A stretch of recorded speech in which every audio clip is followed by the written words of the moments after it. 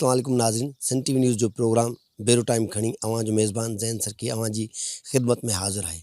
नाज़रीन, अॼु जो असांजो हीउ प्रोग्राम जेको सरकार पारां सॼी सिंध जे अंदरि कणिक जी ख़रीदारी ख़ातिर सेंटर खोलण जो ऐलान कयो हो। पहिरीं तारीख़ ते जेको सेंटर खुलंदा, उन पहिरीं तारीख़ 2 हफ़्तनि खां मथे जो अरसो गुज़री चुको आहे, पर हिते सेंटर कोन खुली सघिया आहिनि। जेकबाबाद ज़िले जे अंदरि 3 सेंटर खुलणा, हिकिड़ो सेंटर जेकबाबाद जे हेडक्वाटर ज़िले जे अंदरि, हिकिड़ो सेंटर ठुला तालुके जे अंदरि, हिकिड़ो सेंटर गढ़ीखैर तालुके जे अंदरि। पर असां उते बीठल आहियूं जिते सेंटर खुलण जो ऐलान कयो वियो, जिते हर साल सेंटर खुलंदो आहे, उन जॻह ते असां बीठल आहियूं। पर हिते तव्हां ॾिसंदव त कारी वारा कख आहिनि, का शइ बि किथे कोन आहे।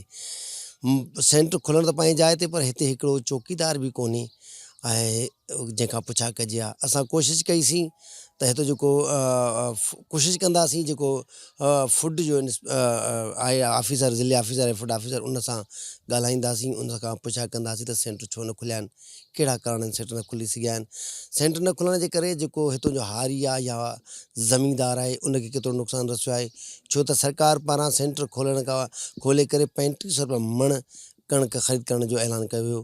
पर हिते त कारी वारा कख आहिनि, हिते कुझु बि कोन आहे। तव्हां ॾिसंदा हूंदव, असांजे कैमरामैन तव्हांखे ॾेखारींदो त हिते का शइ कोन्हे। जेकॾहिं सेंटर खुलियल हुजे हा त हिते रश हुजे हा, हिते ट्रैक्टरनि जी ॿाराड़ी जे जेका हारी आहे, जेको ज़मीनदार आहे, उनजे कणिक खणी अचण जी रश हुजे, पर तव्हां हिते ॾिसंदव त कुझु बि कोन आहे। असां मुख़्तलिफ़ जेके हारी आहिनि उन सां बि ॻाल्हाईंदासीं, उन खां पुछा कंदासीं त सेंटर न खुलण जा कारण कहिड़ा आहिनि, सेंटर न खोलियो त उन सां हारी खे केतिरो नुक़सानु थींदो, ज़मीनदार खे केतिरो नुक़सानु थींदो, मईशत ते केतिरो असरु पवंदो। कणिक 3500 रुपया त सरकार पारां ख़रीद करण जो ऐलान कयो वियो। ओपन मार्केट में कणिक ज़ाहिर आहे जेके मुनाफ़े आहिनि, उहे कणिक घटि अघनि ते ख़रीद कंदा ऐं वरी इंतज़ारु कंदा जीअं सेंटर खुलनि ऐं सरकार खे ई जेको आहे 3500 रुपये में कणिक विकिरो थिए। उन सां इन सॼे अमल सां सॼो जेको नुक़सानु थिए थो, उहो ज़मीनदार जो थिए थो, उहो नुक़सानु हारी जो थिए थो। छो जो ज़मीनदार हिकु पोखीअ ते लखे रुपया ख़र्चु करे छॾे थो। उन लखे रुपए जी पोखी ते ख़र्चु करण खां पोइ उनखे जेकॾहिं मुनासिबु रक़म न मिले त उनखे नुक़सानु रसंदो। तव्हां ॾिसंदव, असां हिते फूड सेंटर ते बीठा आहियूं, हीअ फूड गोदाम आहिनि खुराक खाते जा, पर हिते सेंटर न खुली सघियो आहे। हलंदासीं ॿिए पासे, कोशिशि कंदासीं त ज़मीनदारनि सां ॻाल्हायूं, इहा बि कोशिशि कंदासीं त जेको फूड जो ऑफिसर आहे उन सां ॻाल्हायूं, उन खां पुछा कयूं त हिते सेंटर छो न खुलिया आहिनि। जी, जेकबाबाद ज़िले जे अंदरि खुराक खाते पारां, फूड डिपार्टमेंट पारां जेको आहे कणिक जी ख़रीदारी जा सेंटर अञा न खोलिया विया आहिनि। सेंटर पहिरीं तारीख़ ते खुलणा हुआ, पर अञा कोन खुलिया। सरकार पारां अघु बि मुक़ररु कयो कणिक जो 3500 रुपया मण जो। हाणे सेंटर ई न खुलिया त माण्हू जेके आबादगार आहिनि उहे कणिक विकिरो किथे करनि। जेकॾहिं सेंटर न खुलंदो त ज़ाहिर सी ॻाल्हि आहे, उहो जेको आबादगार आहे उहो पंहिंजी ओपन मार्केट में वञी कणिक विकिणंदो। ओपन मार्केट में उनखे सरकार वारो रेट कोन थो मिले। उते जेके माफ़ियाज़ वेठा आहिनि, जेके मुनाफ़ेख़ोर वेठा आहिनि, उहे उन मिसकिन ग़रीब माण्हुनि खां या न जेको ज़मीनदार आहे उन खां उहा घटि ख़र्च ते कणिक ख़रीद करे उहे स्टॉक कंदा आहिनि। स्टॉक करे पोइ हू जेके आहिनि इहे सेंटरनि ते वञी करे सरकार खे 3500 रुपये में मण ॾींदा आहिनि, उनखे फ़ाइदो थींदो आहे। उन सां जेको हारी हुजे थो उनखे केतिरो नुक़सानु आहे, छो त हारी जी वॾी महिनत हूंदी आहे। कणिक जी पोखाई खां वठी, कहिड़ो बि फ़सुलु हुजे, उनजी पोखाई खां वठी लाभारे ताईं हारी महिनत कंदो आहे। ज़मीनदार पंहिंजी सॼी जेको आहे उते जेके उनजे ॿ रुपया ख़र्चु थियनि था, पंहिंजी महिनत पंहिंजी जमा पूंजी उते हणे थो। उन ज़मीनदार खे उन जी रक़म न मिले, उनजो लाभ न मिले त उन ज़मीनदार खे केतिरो नुक़सानु रसंदो ऐं जेको हारी खे केतिरो नुक़सानु रसंदो। असां सां हिन टाइम जेकबाबाद ज़िले जो हिकु भलोड़ आबादगार वेठल आहे, सरदार सखी अब्दुर्रज़ाक खोसा क़ौम जो सरदार बि आहे। उन खां पुछा कंदासीं त साईं, जेकॾहिं सेंटर न खुलिया, कणिक जी ख़रीदारी न थी त उनजो केतिरो नुक़सानु आहे, सरकार छो ख़ामोश आहे। ऐलान त थियो 1 तारीख़ ते सेंटर खुलिया वेंदा, पर सेंटर कोन खुलिया। 2 हफ़्ता गुज़री विया, 2 हफ़्तनि खां मथे जो टाइम गुज़री वियो, पर ख़रीदारी सेंटर कोन खुलिया। मिसकिन हारी ऐं जेको आहे ज़मीनदार, उनखे केतिरो नुक़सानु थींदो। अस्सलाम वालेकुम साईं। वालेकुम सलाम। साईं, तव्हां असांखे ॿुधायो, सरकार पारां 1 तारीख़ ते सेंटर खोलण जो ऐलान कयो वियो, कणिक जी जेकी रक़म आहे उहा 3500 रुपया फ़ी मण रखी वई। हिते जेकबाबाद ज़िले जे अंदरि 3 सेंटर खोलण जो ऐलान कयो, जेकबाबाद, जो डिस्ट्रिक्ट हेडक्वार्टर है उते गड़ी खैरू ऐं ठुल सेंटर खुलिया आहिनि से? बिस्मिल्लाहिर्रहमानिर्रहीम। तव्हांखे मां वेलकम कयां थो खोसा हाउस कादरपुर अचण ते यूसी कादरपुर। वॾी तव्हांजी महिरबानी। जेके बि ऐलान हाणे कयो अथऊं 1 तारीख़ खोलण जो, जॾहिं बि इन्हनि ऐलान कया आहिनि इहे तमामु डिले खुलिया आहिनि। जॾहिं ग़रीब खां मिसकीन खां हारी खां ज़मींदार खां कणिक मार्केट में हली वेंदी आहे घटि रेट ते, पोइ सेंटर क़ाइमु बि थींदा आहिनि, खुलंदा बि आहिनि। या त इन जी कोटा MPA MNA सेनेटर वज़ीर मुशीर इन्हनि खे कोटा मिलंदी आहे, ग़रीबनि खे त मिलंदी बि कोन्हे। हर ज़िले में वञो हिकिड़ी लिस्ट तयारु थींदी आहे, MPS जो खातो MNA MPA उन्हनि जा माण्हू वठी वेंदा आहिनि ऐं पेमेंट बि कराए वेंदा आहिनि। चाहे उन्हनि वटि पंहिंजी कणिक न हुजे बि ॿी जाइ खां वठी हितां पंहिंजो पैसो कमाए वेंदा आहिनि। मतिलबु जॾहिं चेक एंड बैलेंस न हूंदो, मज़लूम ग़रीब मिसकीन जे हक़नि ते धाड़ो लॻंदो, पोइ त महांगाई बि थींदी, बदअमनी बि थींदी। असुल ज़ालिमनि खे ई फ़ाइदो पुॼे थो, सूदखोरनि खे, ज़ालिमनि खे, व्याजखोरनि खे। ग़रीबनि खे त को बि फ़ाइदो नथो पुॼे। अगरि खुली बि वञनि हा मसइलनि टाइम ते, पंहिंजे ते खोलनि बि हा, त उते उन्हनि जी कोटा क़ाइमु थिए हा, MPA MNA सेनेटरनि जी। ग़रीब मज़लूम त हर हमेशह जॾहिं खां वठी हे मुल्क ठहियो आहे पाकिस्तान, उन खां वठी जो ग़रीब मिसकीन मज़लूम वयल में आहिनि, अॼु ॾींहं ताईं वयल में आहिनि। का तदारक कोन्हे, को इंसाफ़ कोन्हे, को ॿुधण लाइ तयारु कोन्हे, को क़ाइदो न आहे, को कानून न आहे। बेरोज़गारी, बदअमनी, को बि चेक एंड बैलेंस कोन्हे। हर इदारे में तव्हां वञो, जहिड़े में तव्हां वञो, जेका बि इंसाफ़ ऐं मज़लूम बन जे बारे में ॻाल्हायो, कंहिंजे बि खणी ज़ुल्म ते ॻाल्हायो, का तदारक कोन थिए थी। बाक़ी इंटरव्यूज़ गुफ़्तगू इहे त रोज़ु हलनि था, ॿुधूं था। पंहिंजो जेको असल ज़मींदार आहे या नंढो ज़मींदार आहे उनखे न मिलिया, उनजे पीपल्स पार्टी या जेके हुकूमती धुर आहे उन्हनि जे माण्हुनि खे मिलिया आहिनि। मतिलबु इहो त ऑलरेडी आहे न, इक़्तदारी धुर खे ई मिलणो आहे जेको इक़्तदार में आहे। इहो त ख़ासि करे बिलावल साहिबु नोटिस वठे, ज़रदारी साहिबु वठे, शहबाज़ शरीफ़ वठे, मौलाना हज़रात हुकूमत सां गॾु आहिनि, जेके बि नंढियूं नंढियूं पार्टियूं आहिनि उहे ॻाल्हाइनि, फ्लोर ते ॻाल्हाइनि। इहो जेको असां वेठा ॻाल्हायूं था पिया, इहो MPA MNA सेनेटर खे ॻाल्हाइणु खपंदो आहे। अगरि उन्हनि खे चऊं था त तव्हां छो नथा ॻाल्हायो, MPA MNA सेनेटर चई असां को रिज़ाइन वठंदा, उते वरी इलेक्शन थींदी, असांखे का बि ॻाल्हाइण जी ताक़त कोन्हे। जेके बि असां आहियूं येस मैन आहियूं, जेको चवंदा उहो ई ॻाल्हाइणो आहे। हुकूमत जे ख़िलाफ़ु कंहिं बि पॉलिसी ते असां नथा ॻाल्हाए सघूं।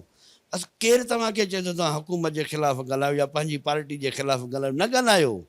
ग़रीब मज़लूम मिसकीन ग़रीब जो आवाज़ु थो थारियो न।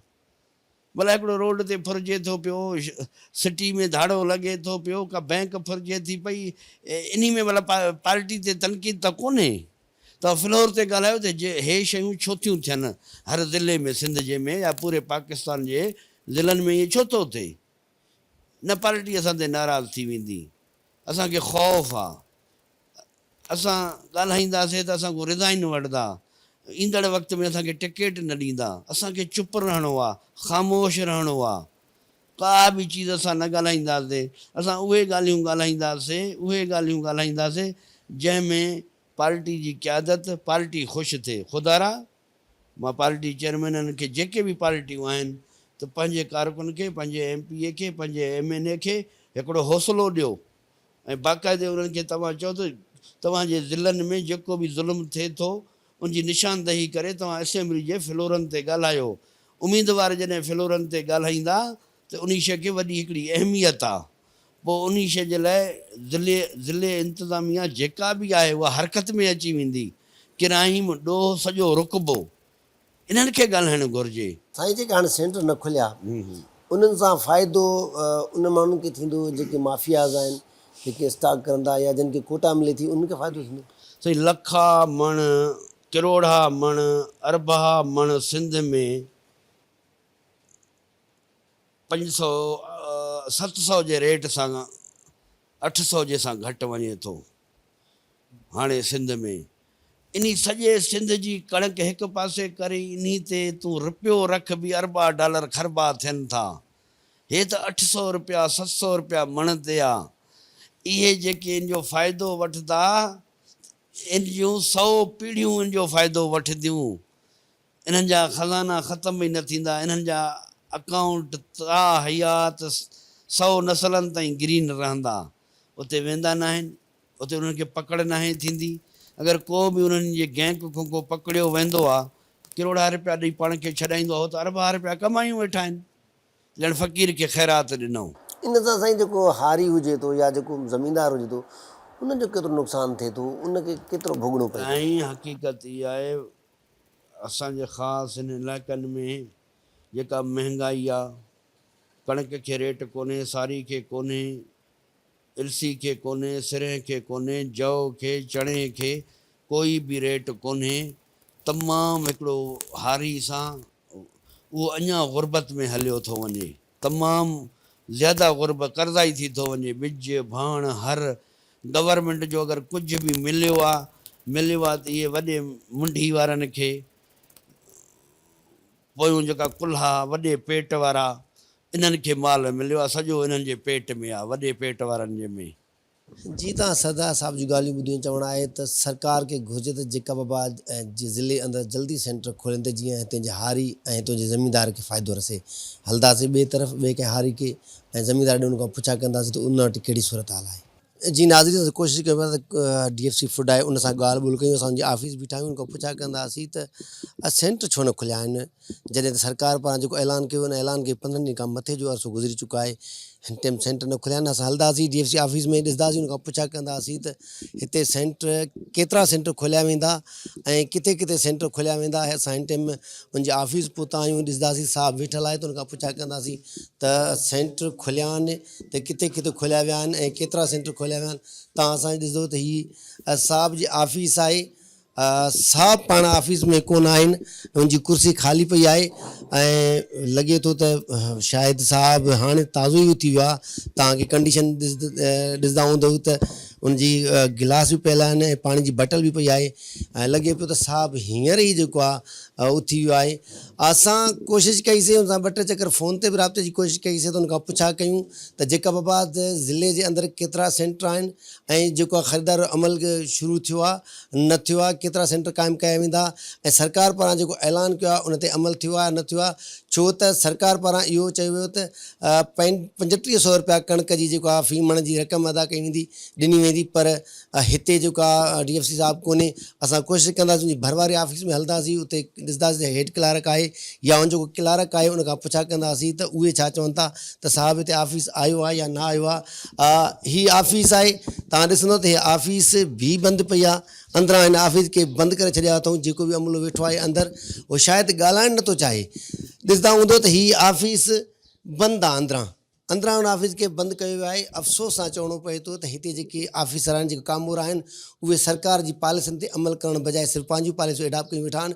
तव्हां ॾिसंदव त असांजे अचण खां अॻु में साहब हितां जी जीअं न को माण्हू भॼी वञे ईअं जेको आहे DFC साहब भॼी वियो आहे। हीअ ऑफिस खे बि जेको आहे दर बंदि कयो वियो आहे ऐं नथो ॿुधायो वञे त आख़िर कहिड़ो माजरो आहे, छो न सेंटर खुलिया आहिनि ऐं छो हिते ख़रीदारी जेका शुरू न कई वई आहे। 2 हफ़्तनि खां मथे जो अरसो गुज़री चुको आहे। हितां जा जेके हारी आहिनि, जेके ज़मीनदार आहिनि, उहे मिसकिन माण्हू घटि रेट ते जेका बाबा जे ओपन मार्केट में कणिक विकिरो करण ते मजबूर आहिनि, पर हितां जो फूड सेंटर, फूड खातो, ख़ुराक खातो जेको आहे ईअं चइजे त हू इन सभिनी शयुनि खां बेवस न चवंदासीं, सभिनी शयुनि खां इन जे करे पंहिंजो पाण ई जेको आहे ख़रीदारी न पियो करे। इन सां उनमां इहे बि वाज़िह थिए थो त उहो जेको फूड खातो आहे उन जा जेके कामोर आहिनि उहे चाहिनि था त जेके मिसकिन माण्हू, ग़रीब ज़मीनदार, नंढो ज़मीनदार वञी करे मार्केट में जेको आहे ओपन मार्केट में घटि रेट ते जेको आहे उहा कणिक विकिरो करे ऐं उन खां पोइ जेके उन जा जेके माफ़िया आहिनि ऐं जेके उन्हनि जा कोटा हूंदी आहे, उन कोटा तहत उन्हनि जो जेको फूड जो ऑफिसर हुजे थो ॿुधायो वञे थो त उनजी बि हिकिड़ी कमीशन रखियलु हूंदी आहे, उहा कमीशन उनखे मिली सघे। ऐं जेको आहे उन जे करे ई ख़रीदारी सेंटर शुरू न कया विया आहिनि, ख़रीदारी सेंटर न खोलिया विया आहिनि ऐं पाण जेको आहे कुझु बि ॿुधाइण खां कासिर बणिजी विया आहिनि, आफ़िस खां भॼी विया आहिनि। नाज़रीन, असां तव्हांखे ॿुधाईंदा हलूं त सिंध सरकार खे हिन तरफ़ ध्यानु ॾियणु खपे, छो त हीअ जेको खुराक खातो आहे या फूड डिपार्टमेंट आहे, उन में अहिड़ा ऑफिसर हिते मुक़ररु कया विया आहिनि जेके हितां जे नंढड़े ज़मींदारनि खे, हितां जे हारियुनि खे, उन्हनि जी शइ जेको उन जो जेको फसल थिए थो, जेको उहे वीचारा पहिरें ॾींहं खां वठी रोंबे खां पोखी खां वठी करे लुणाई ताईं उहो महिनत कंदा आहिनि, ख़र्चु कंदा आहिनि, पर हीअ हितां जा जेका ऑफिसर आहिनि उन ज़मींदारनि खे फ़ाइदो ॾियण बजाए पंहिंजे मनपसंदि माण्हुनि खे फ़ाइदो ॾियनि था। ज़ाहिर सी ॻाल्हि आहे, उन में ज़ाहिर थिए थो जेकॾहिं सेंटर न खुलंदा त जेको ज़मींदार हूंदो उहो वञी करे मार्केट में कणिक विकिरो कंदो। जॾहिं मार्केट में कणिक विकिरो थींदी सस्ते अघ ते, ऐं उते उहा स्टॉक थींदी कणिक, स्टॉक थियण खां पोइ जॾहिं ॾिसंदा त हाणे जेको नंढो ज़मींदार आहे उहो सॼी कणिक विकिणी वियो आहे, ऐं जेको जंहिंजी कोटा आहे सिर्फ़ु उन खे ई कणिक ख़रीद करणी आहे, पोइ उहा कणिक हिते जेको आहे कणिक ख़रीद करण लाइ सेंटर ओपन कया वेंदा। तव्हां ॾिसंदव त हिते जेको फूड ऑफिसर आहे उनजी ऑफिस खुलियल आहे, जी क्लार्क जी ऑफिस बंदि आहे। उन मां साफ़ु ज़ाहिर आहे त हितां जो जेको खुराक खातो आहे उहो हितां जे ज़मींदार सां, हितां जे हार सां मुख़लिस न आहे, सिंध सां मुख़लिस न आहे।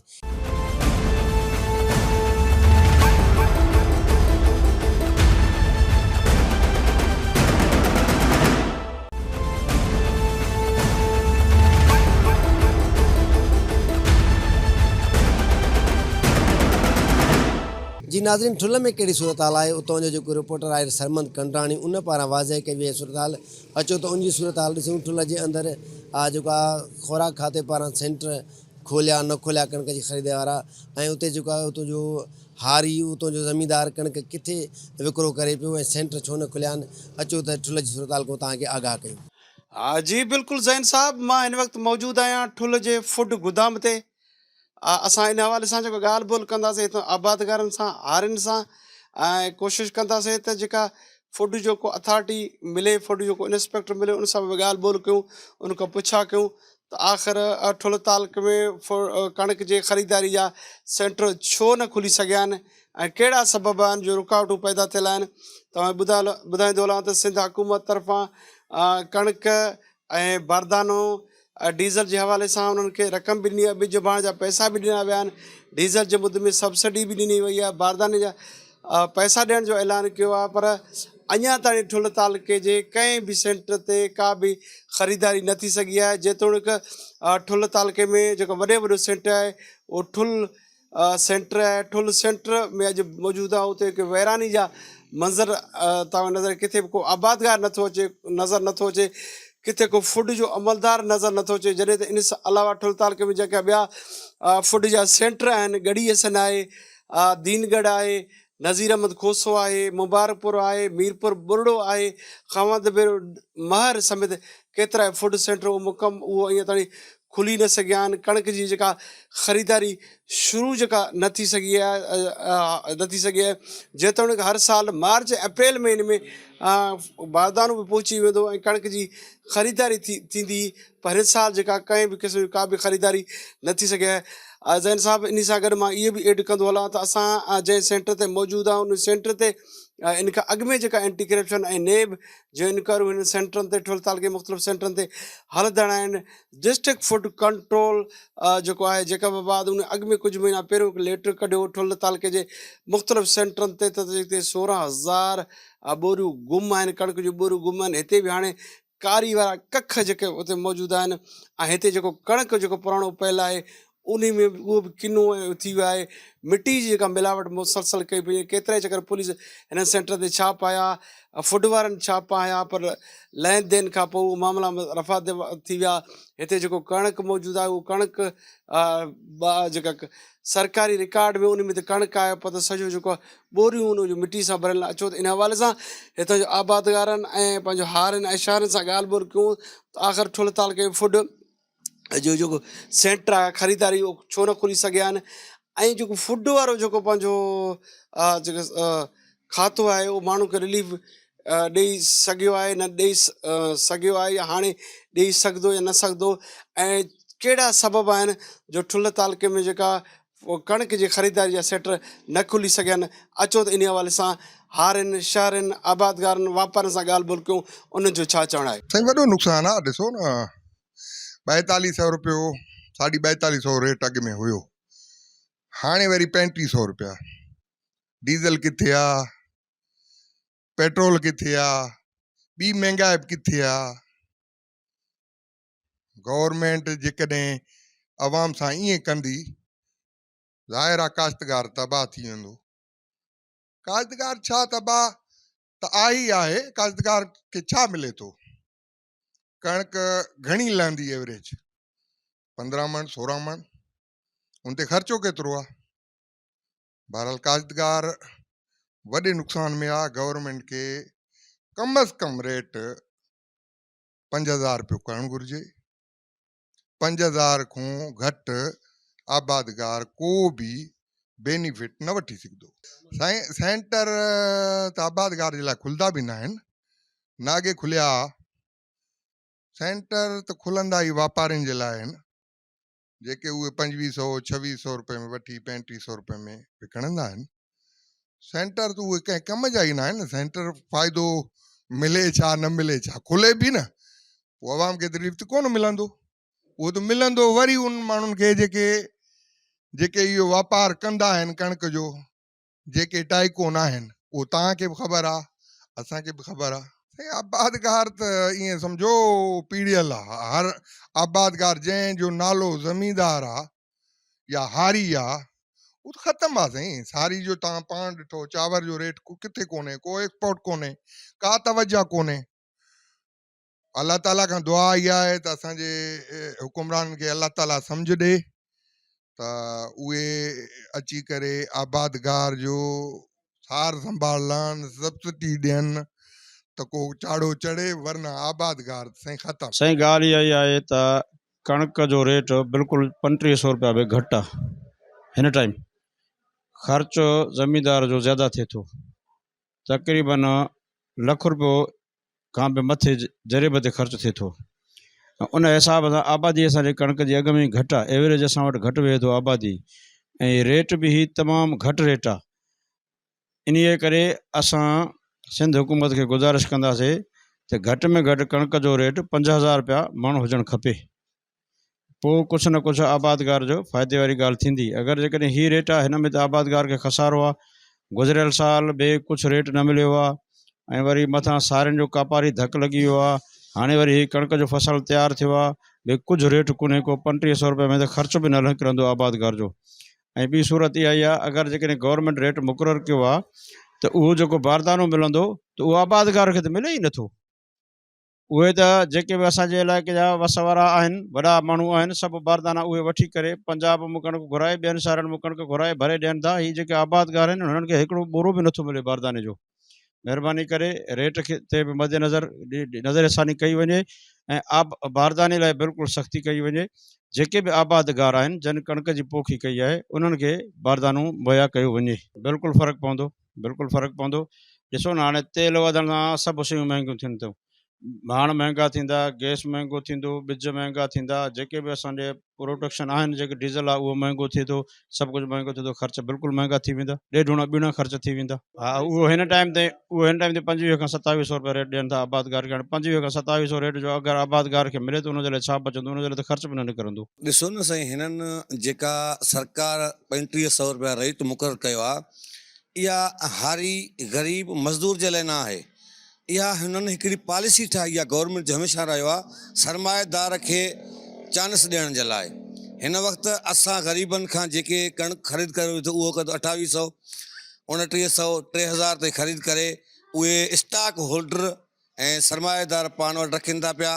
जीअं मथे महीने में तव्हां चवण सेंटर खोलींदा त उन्हनि ज़मीनदारनि खां, उन्हनि स्टॉक होल्डरनि खां उहे ख़रीद कंदा, ऐं पाण बि उन्हनि सां मिटे भाङे भाईवार थींदा आहिनि। मुनाफ़ो उन्हनि जो अधु अधु हूंदो आहे, उहो पाण ख़रीद करे रखंदा। इन जो जेको फ़ाइदो आहे उहो असां हारियुनि खे ऐं जेको आहे ज़मीनदारनि खे, पोरियतनि खे पलो आहे। हीअ सिर्फ़ु हिकिड़ी वॾी करप्शन जो रांदि आहे, ग़रीबनि खे मारण ऐं लुटण जी रांदि आहे। कोई फ़ाइदो कोन्हे पोरियत खे, कोई फ़ाइदो हारी खे कोन्हे। इहो ई फ़ाइदो जेको आहे सरमाएदार खे आहे, स्टॉक होल्डर खे आहे ऐं ज़मीनदार खे आहे। इन्हनि जे करे ई न साईं, ॾिसो इहो सभु हर साल खोलींदा त उन मां के ग़रीब, के दुकानदार, के मिसकिन फ़ाइदो वठंदा।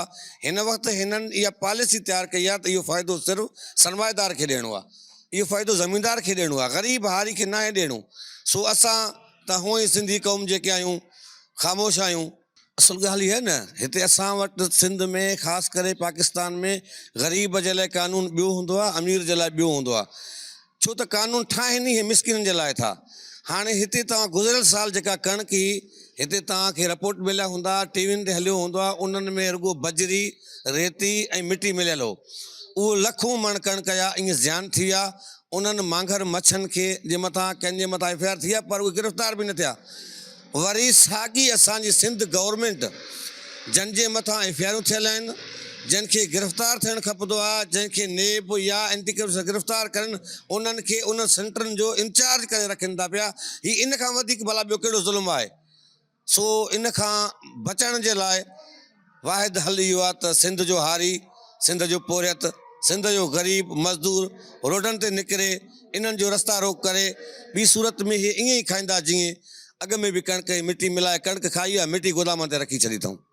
सर मसइलो इहो आहे त फूड जो ऐलान त कयो वियो हो 3500 रुपया फ़ी मण, पर उन जो जेको तरीक़ेकार हुयो उहो आम हारी ऐं पुरियत लाइ न हुयो। उन्हनि इहा ॻाल्हि कयूं त बाबा हाणे असां ॾींदासीं हारी कार्ड जंहिंखे हूंदो हेतिरो एकड़ हेतिरो साईं खे चवां जेको थींदो आहे हारी कार्ड जे हिसाब सां त उनखे ॾिनो वेंदो। पोइ असां बि चयोसीं चलो अंधे में कानून मथां को फ़ाइदो पए आम आबादगार खे, हारी खे त फ़ाइदो न पियो। लेकिन हिन वक़्तु ताईं किथे बि फूड जा सेंटर न खुलिया आहिनि। उन्हनि जो सबबु इहो आहे त ज़मीनदार जेके वॾा वॾा आहिनि या सरमाएदार आहिनि, उहे पंहिंजे गुदामनि में कणिक हिन वक़्तु रखनि था, स्टॉक करनि था। बाक़ी आम हारी आहे उहो पंहिंजो कणिक जेको आहे खणी करे हिन वक़्तु खाइण जे लाइ आंदो आहे। थको थको जेको बचियो आहे त अधु रेट में दुकानदार हिन वक़्तु आम वापारियुनि खे विकिरो ॾिनो कयो वियो आहे 200, 300, 400 रुपया आम रेट खां घटि। हाणे हिन वक़्तु जेको कणिक जो रेट आहे उहो 3000 रुपयो, सरकारी आहे 3500 रुपया। लेकिन हिननि जेको आहे आम आबादगार या आम हारी पोरियत, उन्हनि पंहिंजा कणिक 3000 में विकिरो कया आहिनि। तक़रीबन 10-15 ॾींहं खां पोइ इहो कणिक 3500 खां 4000 रुपयो थी वेंदो। पोइ इन जे लाइ आम वापारी, आम आबादगार ऐं आम पोरियत खे को बि फ़ाइदो न पहुतो। पॉलिसी आहे सरकार जो, सरकार पंहिंजी मनमानी करे थो। सरकार आम मराइत जेको हूंदा आहिनि उहे आबादगार हारी लाइ हूंदा आहिनि, उन्हनि जे नाले ते हूंदा आहिनि। लेकिन हिते जेके बि शयूं कानून जेको ठहे थो उहो आम ग़रीब ऐं मिसकिन जे लाइ उनजो कानून ॿियो आहे ऐं वॾनि माण्हुनि जे लाइ कानून ॿियो आहे। ऐं हिन वक़्तु फूड जे हवाले सां जेको पोरियत आहे, हारी आहे, मज़दूर आहे, उनखे फ़ाइदो न पहुतो आहे। हिननि पंहिंजे पेट पालण जे लाइ हाणे 10-15 ॾींहंनि खां पोइ खोले करे पोइ जेके सरमाएदार आहिनि या स्टॉक होल्डर जेके आहिनि उन्हनि सां मन घणत वरी हे ॾेती लेती कंदा, ॾेती लेती करे उन्हनि खां फ़ी मण ते 100-200 रुपया वठी करे उन्हनि खे बरदाणू ॾींदा। सरकार ख़ामोश आहे। असुलु मसइलो इहो आहे त असां आवाम जेको आहियूं तमाशा ई भरियल आहियूं। असां रोडनि निकिरण ते जदोजहद तरीक़ो सां छॾियो आहे। असां ख़ामोशी वारो रस्तो अख़्तियार कयो आहे ऐं इन जे करे असां नुक़सान में वियूं था। जेकॾहिं असीं आम हारी पोरियत जेकॾहिं निकिरे रोडनि ते पंहिंजी हक़नि जे हासिलात लाइ त पोइ यकीनन घणो कुझु थी सघे थो। बाक़ी हिते त कानून तव्हां पाण ॾिसो त आहे वॾेरे जे लाइ, सरमाएदार जे लाइ, ग़रीब जे लाइ त को कानून आहे बि न। ऐं फूड में तव्हां पाण ॾिठो केतिरा ई वाक़िया पेश आया आहिनि। हाणे बि उहो ई थींदो। हिते जेकॾहिं 1 लख मण कणिक ख़रीदारी कयो वेंदो, उहो ख़रीदारी सरमाएदार जो हूंदो, वॾेरे जो हूंदो, आम आबादगार जो न हूंदो। पर 6 महीननि खां पोइ वरी उतां लख मण मां 10,000 मण निकिरी वेंदा। 10,000 मण उन में रेती, बजरो, वारी, मिटी उन में पइजी वेंदो। बिस्मिल्लाहिर्रहमानिर्रहीम। साईं अर्ज़ी इहो आहे त हर साल जेको आहे न, जीअं तव्हां ॿुधायो इन में कणिक जा सेंटर खुलंदा हुआ, पर उन में बि जेको आहे त सिंध गवर्नमेंट, ख़ासि करे सिंध गवर्नमेंट, ॿियनि सूबनि में कुझु न कुझु उन में कमुकार सही हूंदो। सिंध गवर्नमेंट में पोइ उहो ॾींदा हुआ कंहिंखे वॾनि ज़मीनदार, MPA, MNA, कोटा सिस्टम उन्हनि जो हलंदो। या त उहो पंहिंजो कणिक उते ईअं सेंटरनि में पुॼाईंदा हुआ या वरी बारदानू विकिरो थींदो हो। पर पोएं साल IMF इन्हनि खे इन्हनि कमनि खां रोके छॾियो। हिन साल वरी उन्हनि जो करप्शन जो हिकिड़ो नओं तरीक़ो ईजाद कयो आहे। उहो कहिड़ो ईजाद आहे? हारी कार्ड ते, हारी कार्ड ते पर एकड़ ते माना जंहिंखे पैसा मिलिया उनखां 12 मण पर एकड़ ते ख़रीद कयो वेंदो, 3500 रुपया रेट। ऐं ॿिए नंबर ते तव्हां ॾिसो आम माण्हू खे, हारी खे, आबादकार खे वरी नुक़सानु पहुचाइणो आहे। बॉर्डर जेका आहे न सूबा बंदिश आहे, ही इंतिहाई ॾुख ईंदड़ वाक़ियो आहे। सूबा बंदिश आहे, या त तव्हां जेकॾहिं पाण ख़रीद नथा कयो त तव्हां मार्केट ओपन छॾियो त जेको आहे कणिक जो रेट ते हिकिड़ो उन्हनि खे सुठो मिले न। हाणे लागत तव्हां कयो, जेकॾहिं ख़र्च जा तख़मीना तव्हां लॻाईंदो त असां वटि उपत जेको आहे 20 मण फी जरेब लहे थो पियो ज़्यादा से ज़्यादा, पर उन में जेके अख़राजात आहिनि उहो आबादकार खे, हारी खे का शइ बि उन मां को फ़ाइदो कोन्हे। ॿियनि मुल्कनि में एग्रीकल्चर खे जेको आहे न पंहिंजो हो ॾींदा आहिनि, सब्सिडी ॾींदा आहिनि ताकी एग्रीकल्चर फाल रहे, छो त एग्रीकल्चर उन मुल्क जो रीढ़ जो हॾी हूंदो आहे। पर असां वटि अफ़सोस सां चवणो थो पए त हिननि जा अहिड़ा पॉलिसी, अहिड़ा मनसूबा ठहियल आहिनि जो एग्रीकल्चर खे ई माना तबाह करिणो आहे। हाणे हे बि हिकिड़ो तव्हांखे ख़बर आहे त हारी कार्ड वरी कंहिंखे मिलिया, उहे बि त उन्हनि जा मनपसंदि माण्हुनि खे ॾिना अथऊं, जंहिंजा MLA MPs या वॾनि माण्हुनि जेके आहिनि उहो पंहिंजा रिसोर्स इस्तेमालु करे जाली जेके आहिनि हारी कार्ड ठाराया अथऊं। को बि असली आबादकार खे जंहिंजो 8 एकड़ 10 एकड़ 12 20 25 एकड़ वारा आहिनि, उन्हनि सभिनी जो जेको आहे न कंहिंखे बि हारी कार्ड न मिलिया। उहे दरपदर थींदा वञनि था, उन्हनि खे का शइ को हारी कार्ड ॾिना ई नथऊं। सिर्फ़ु उन्हनि माण्हुनि खे ॾिना अथऊं जेके सिफ़ारिशी हुया, जेके उन्हनि जा पंहिंजा माण्हू हुया, उन्हनि खे हारी कार्ड ॾेई करे हे हिकिड़ो करप्शन जो वरी अञा नओं तरीक़ो ईजाद कयो अथऊं त हारी कार्ड वारे खां ई वठिणो आहे, ॿिए खां वठिणो न आहे। साईं बलोचिस्तान कणिक वञे थी त उहो ट्राले ते घणा पैसा ॾेई करे क्रॉस कराइनि था बॉर्डर खां। इहा ई त ॻाल्हि आहे न, इहो हिकिड़ो करप्शन जो हिकिड़ो नओं तरीक़ो आहे, उहो थिए थो। ॿियो वरी हे बि सॼो स्टॉक कंदड़ जेके आहिनि न, इहे वॾा माफ़िया आहिनि। इहे माफ़िया नथा चाहिनि त आबादकार खे, हारी खे सुठो रेट मिले। हे सूबा बंदिश बि उन जो हिकिड़ो नतीजो आहे। सूबा बंदिश हूंदो, कणिक ॿाहिरि न वेंदो जल्दी में, जेसि ताईं असां ख़रीद करे पंहिंजा गोदाम भरियूं पोइ कणिक असां ॾियूं। जीअं तव्हां पोएं साल में ॾिठो 22 23 2500 रुपए में कणिक ख़रीद कयूं, वरी उहो कणिक वञी 50,000 ताईं पहुतो। सिर्फ़ु स्टॉक माफ़िया ई जेको आहे उहो कमाए थो इन शइ मां, बाक़ी आम आबादकार खे कोई फ़ाइदो न हूंदो। ॾिसो, सरकार जे सरपरस्ती में त इहो सभु कुझु थिए थो पियो। इहो सरकार जे सरपरस्ती में हिकिड़ो माना रुश्वत जो हिकिड़ो तरीक़ो आहे। हेठियुनि माण्हुनि खे जेके उन्हनि जा आहिनि ज़िले सतह ते, तालुके सतह ते, उनखे ख़ुशि करण जे लाइ इहो सॼो कुझु कयो थो वञे। आम आबादकार खे उनजो को फ़ाइदो न थींदो। पंहिंजनि माण्हुनि खे राज़ी रखिणो आहे। फूड सेंटर ते जेके इंचार्ज मुक़ररु थींदा, उन्हनि ते अलाए करप्शन जा केतिरा इल्ज़ाम लॻल हूंदा, उहे वरी इंचार्ज हूंदा।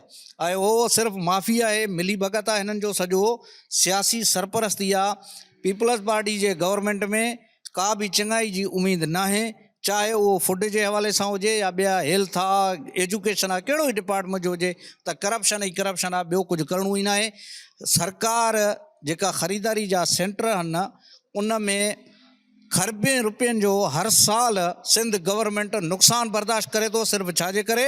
उन्हनि पंहिंजनि माण्हुनि खे राज़ी रखण जे लाइ। कणिक ख़राबु थिए, सड़े न, त हर साल ईअं थींदो, साल जे एंड में उन जा टेंडर थींदा, वरी उहो फ्लोर मिलनि में सप्लाई थींदो। जॾहिं कणिक जी खोट थींदी, आम माण्हुनि को निकिरी वेंदो, त पोइ फ्लोर मिलनि खे ॾेई करे सुठे रेट में वरी उहो कणिक जी सप्लाई, अटे जी सप्लाई जेका उहा बहाल रहंदी। पर हाणे उहे करनि कोन था, उहा उते सड़े ख़राबु थिए, बरसातनि में कीड़ा पइजी वञनि उन्हनि में। करप्शन जो हिकिड़ो तरीक़ो आहे, उहो वरी बाद में हाणे बि तव्हां ठुल सेंटर ते ॾिसंदो, जेका कणिक सड़ी राख थी वई आहे, इहो 1000 रुपयो मण ते बि कोई ख़रीदण जे लाइ तयारु न आहे। इहे अरबे रुपया असां आवाम जा लुटिजनि था पिया, हिननि खे त को परवाह ई कोन्हे। हा जी बिल्कुलु ज़ैन साहब, तव्हां आबादकारनि, हारनि, मज़दूरनि, लेबर यूनियन जा अॻवान, राइस मिलरनि समेत मुख़्तलिफ़ फ़िक्र जे माण्हुनि जूं ॻाल्हियूं ॿुधूं। उनजो इहो चवणु आहे त हिन वक़्तु ठुल तालुके जे कंहिं बि सेंटर ते जेका फूड जे ख़रीदारी जो सेंटर न खुली सघियो आहे। हिन गुज़िरियल 1 महीने खां तव्हां बख़ूबी वाक़ुफ़ 1 महीने खां वठी कणिक लथल आहे, कणिक में लाभार अची विया आहिनि, देरा माण्हू खणी विया आहिनि, अञा ताईं ठुलो तालुके में कणिक जी जेका ख़रीदारी जो सेंटर न खुली सघियो आहे। जेतोणीकि इहा बि मालूमात मिली आहे त अॻे ठुल में मुख़्तलिफ़ सेंटर हलंदा, पर हाणे जेका हिकिड़ी सेंटर हूंदी उहा ठुल हूंदी। अॻे जेका मीरपुर बुढो, मुबारकपुर, खावंद ॾिनो, महर, गढ़ी असन, दीनगढ़, ठुल ऐं नज़ीर खोसो सेंटर हूंदा, पर हाणे उहो सभिनि सेंटर खां मथे हिकिड़ो ठुल सेंटर मुक़ररु कयो आहे। उनजे बावजूदि उते जेका उते ख़रीदारी न थी सघे। उते हिकिड़ो मौजूदु हुयो, हिकु पटे वारो, को बि अमलो उते मौजूदु हो, हिकु चौकीदार वारो पटे वारो उहो मौजूदु हो। उन्हनि ॿुधायो त जेका रोज़ु आबादगार अचनि था, असांखे परेशान कनि था। आबादगार चवनि था त कॾहिं जेका पंहिंजो ख़रीदारी कंदो। हुन चयो अञा को पॉलिसी जेका पंहिंजो न ठाही वई आहे। तव्हांखे इहो बि ॿुधाईंदो हलां ठुल तालुके में जेका कणिक केतिरे जी खोट आहे फुड गोदाम ते, ठुल सेंटर ते 10,000 ऐं ठुल खां जेको ॿियो सेंटर आहे गढ़ी असन, मीरपुर बुढो, उते जेका 6,000 बोरियुनि जी खोट आहे, 10,000 बोरियुनि जी खोट आहे। उते जेका फूड इंस्पेक्टर अब्दुल मक्सी ऐं ॿियो फूड इंस्पेक्टर आहे शमस बिरोही, उन वटि 6,000 जेका बोरियूं खुटल आहिनि।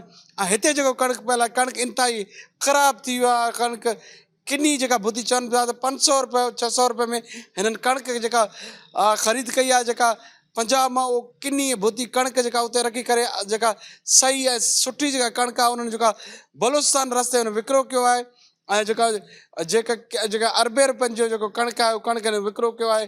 जॾहिं हिन वक़्तु ताईं ठुल में को बि जेको फूड इंस्पेक्टर मुक़ररु न थी सघियो आहे, गढ़ी असन में न थी सघियो, ॿियनि सेंटरनि में न थी सघियो आहे। चयो पियो वञे त साॻिया जेके फूड इंस्पेक्टर आहिनि अब्दुल मक्सी, ज़ैब मक्सी ऐं शमस बिरोही, उहो ॿीहर ठुल में जेका पंहिंजो पाण खे मुक़ररु करण लाइ आता आहिनि ऐं माण्हुनि खे हितां जे सियासी धुरनि खे किरोड़ रुपयनि जा ऑफर ॾेई रहिया आहिनि ऐं कोशिशि करिया था असां ॿीहर हिते ठुल तालुके में मुक़ररु थी सघूं। उते जेका अॻिले साल जीअं इन खां अॻु में केतिरनि सालनि खां वठी जीअं उहो करप्शन कंदा था, या अॻु जेको करप्शन आहे उनखे लिकाइण लाइ उहो पाण खे हिते मुक़ररु करणु चाहिनि था ऐं वरी ॿीहर अरबे रुपए जी करप्शन करण लाइ आता आहिनि। जी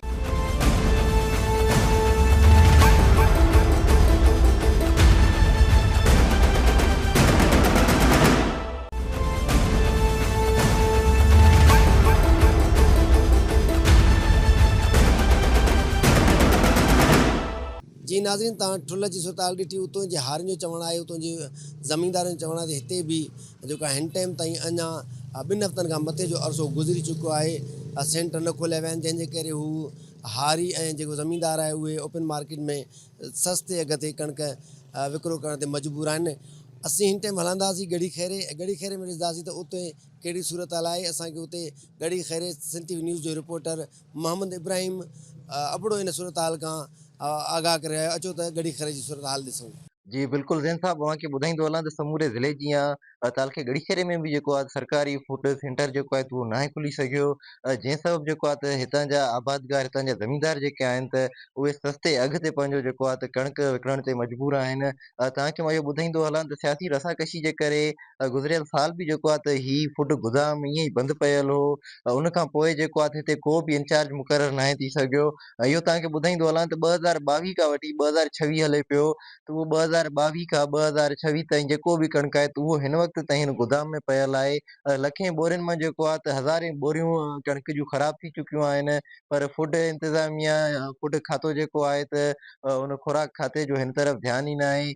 हितां जा माण्हू जेके आहिनि त उहे काफ़ी बेचैन आहिनि। हिन फूड गोदाम जे बंदि थियण सबबु हितां जा जेके मज़दूर आहिनि त हिते 2 खां 250 मज़दूर जेके हिन फूड गोदाम ते कमु कंदा हुआ, पंहिंजे बचड़नि जे लाइ रोज़ी कमाईंदा हुआ, उहे पिणु जेको आहे त बेरोज़गार थी चुका आहिनि। वधीक हितां जे माण्हुनि सां ॻाल्हि ॿोल कयूं था त उहे असांखे इन बारे में छा था ॿुधाइनि। गढ़ी खैरो जी वैसे बि त भली सूरत हाल कोन्हे मवाद जे हवाले सां, पर ही जंहिं पासे तव्हां मुतवजा कयो आहे त गुज़िरियल 2 सालनि खां वठी गढ़ी खैरे जो जेको फूड गोदाम आहे इंफ्रास्ट्रक्चर जे हवाले सां उहो बि मुकमल तौर ते तबाह आहे। वॾे में वॾो नुक़सानु इहो थियो आहे त अवामी सतह ते जेका कणिक गवर्नमेंट वठंदी हुई उन जे करे सस्ते अघ में वठी करे वरी महांगे जेको अघनि में ॾिनी थी वञे। इन सां पहिरियों नुक़सानु त मज़दूर तबिके जो थियो आहे। हिन गोदाम ते असांखे यादि आहे त 200-250 जेको आहे मज़दूर पंहिंजे बचनि जी रोज़ी जे लाइ जेका जिदोजहद कंदा हुआ, हिन ज़रिए सां उन्हनि जी चुल्ह ॿरंदी हुई।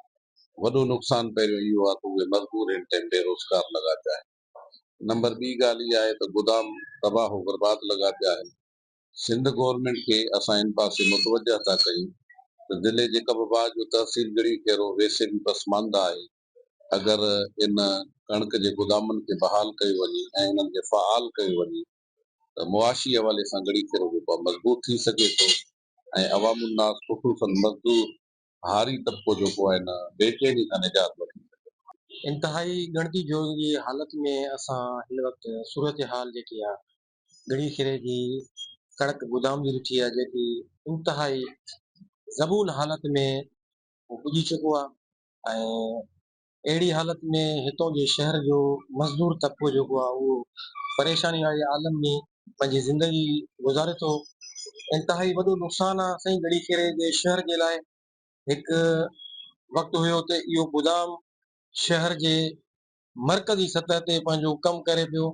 मज़दूर तबिको वॾे पैमाने ते वॾे तादाद में हिते फसियो पंहिंजे रोज़गार सां जुड़ियल हुया। हिन वक़्तु हालत इहा आहे त असां ॻड़ी खेर में पाण बेसिक मौजूदु आहियूं। असां वञी ताज़ी सूरत हाल ॾिठी आहे त हालत हिते आहे त तमामु शयूं जेकियूं तबाह बर्बाद आहिनि ऐं कणिक जी हालत ॾिसी करे इंतिहाई ॾुख थियो आहे। असां लिहाज़ा हुकूमत सिंध खे इन तरफ़ तवजे जे लाइ दरख़्वास्त था कयूं त ख़ुशूसन इन शइ ते तवजो ॾियनि ऐं हीउ हिकिड़ो मरकज़ी असांजी हिन ॻड़ी खेरे जे हवाले सां मज़दूरनि जे लाइ हिकिड़ी रोज़गार जो ज़रियो हुयो जेको तबाह बर्बाद आहे। असां तवजो था ॾियणु चाहियूं त ख़ुदा हिन ॻड़ी खेर जे मथां तव्हां पंहिंजी नज़रसानी कयो ऐं हुकूमत जा जेका आला अमलदार आहिनि ख़ुशूसन ज़िलई इंतिज़ामिया इन तरफ़ तवजो ॾिए।